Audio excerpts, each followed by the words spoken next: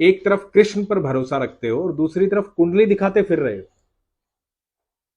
परेशान हो, इसका मतलब भरोसा मजबूत नहीं है। भाग्य को भी पलटा जा सकता है दोस्तों।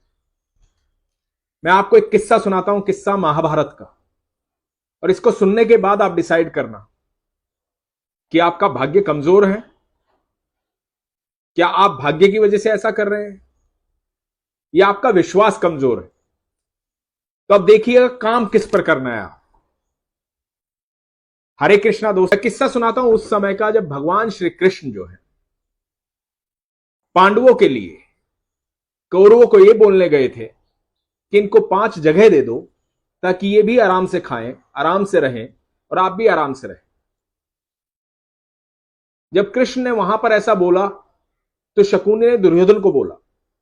शकुनी बोले कि देखो उनका फेवर लेके आए, ये जो छलिया है ना, उनके लिए 5 जगह मांग रहा है, तो देखो ये सही नहीं है।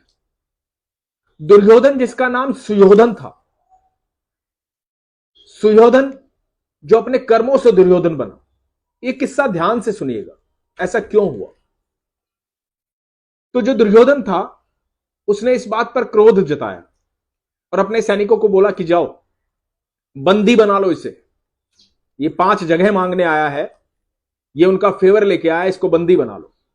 अब भगवान श्री कृष्ण को कौन बंदी बना सकता है, कृष्ण तो कृष्ण है। वो पहला वाक्य था, वो पहली बार समय था जब कृष्ण ने अपनी लाइट दिखाई थी, कृष्ण ने बताया था कि मैं हूं कौन। दोस्तों, कृष्ण को बंदी बनाना इतना आसान थोड़ी। कृष्ण चेतावनी देकर चले गए और इधर धृतराष्ट्र जो है इस चिंता में आ गए कि अब होगा क्या। तो दुर्योधन ने कहा कि होगा क्या, अब तो युद्ध होगा। तो धृतराष्ट्र ने अपने ज्योतिषी को बुलवाया।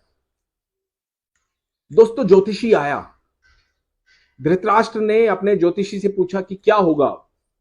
आप यकीन मानना कि वो समय था जहां प्रखंड ज्योतिषी थे जो उड़ती चिड़िया के पंख पढ़ लेते थे।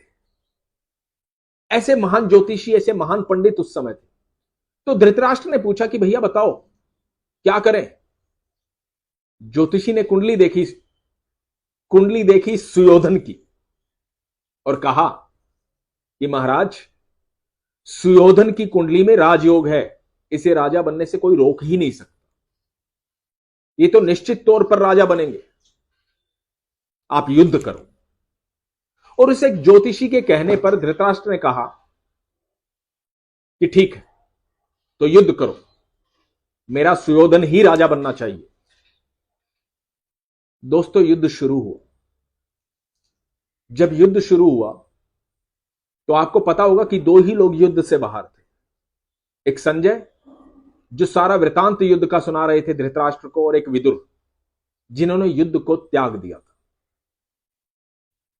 अब युद्ध शुरू हुआ तो कौरव निपटने लगे। पहले ही 3 दिन में काफी कौरव निपट गए। तो धृतराष्ट्र ने ज्योतिषी को बुलवाया। ज्योतिषी ने कहा कि ये क्या हो रहा है, तुम तो कह रहे थे कि सुयोधन राजा बनेगा, लेकिन ये पांडव भारी पड़ रहे हैं। तो ज्योतिषी ने कहा महाराज, परिणाम तो आने दीजिए, अभी तो युद्ध शुरू हुआ है, मैंने परिणाम की बात की थी। और परिणाम यह है कि सुयोधन जो है उसकी कुंडली में राजयोग है, वो राजा बनेगा ही बनेगा। और दोस्तों, 18 दिन के इस भीषण संग्राम के जब 10 दिन बीते तो धृतराष्ट्र घबरा गए, क्योंकि बहुत कौरव निपट चुके थे, कौरव सेना निपट चुकी थी। तो धृतराष्ट्र ने उस ज्योतिषी को फिर बुलवाया और ज्योतिषी को कहा कि क्या हो रहा है, परिणाम तो आ ही जाएगा, लेकिन ये हो क्या रहा है। तो पता है ज्योतिषी ने क्या कहा। ज्योतिषी ने कहा कि वहां कोई है जिसने नक्षत्रों की दिशाएं बदल डाली, कोई है वहां जो समय और परिधि से परे है, कोई तो है वहां। तो विदुर ने कहा कि कृष्ण है वहां, प्रभु है वहां। हरे कृष्ण। दोस्तों, जहां कृष्ण होते हैं, जहां ठाकुर होते हैं, वहां सारे नक्षत्र, सारी दिशाएं उनके कहने पर चलती। तो कुंडली पर नहीं, अपने कृष्ण पर भरोसा रखो।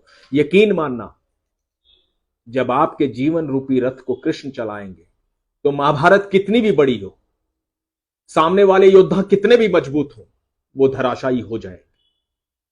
वो सुयोधन दुर्योधन बना, उसकी कुंडली में राजयोग था, लेकिन उसका रास्ता धर्म का नहीं था, उसका रास्ता अच्छे कर्म का नहीं था।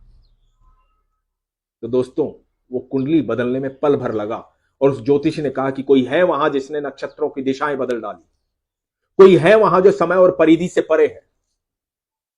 वो कृष्ण है, वो ठाकुर है।